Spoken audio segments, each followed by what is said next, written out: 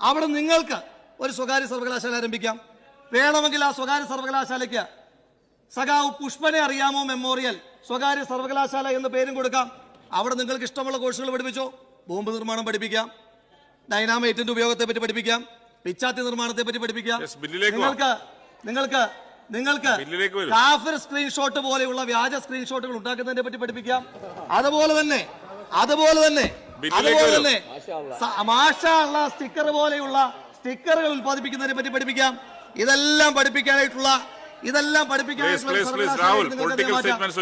എനിക്ക് മനസ്സിലാകാത്തത്, നിങ്ങളിപ്പോ സ്വകാര്യ സർവകലാശാല തുടങ്ങാൻ പോവുകയാണല്ലോ. നേരത്തെ കേരളത്തിന്റെ ബഹുമാനിയായ ഉന്നത വിദ്യാഭ്യാസ വകുപ്പ് മന്ത്രി എഴുന്നേറ്റ് സംസാരിക്കുമ്പോൾ പറഞ്ഞു, ഈ ഇടയ്ക്ക് അമേരിക്കയിൽ നിന്ന് ആരോപിച്ച് 1-2 പുരസ്കാരങ്ങൾ നമ്മുടെ സർവകലാശാലകൾക്ക് തന്നെന്ന്.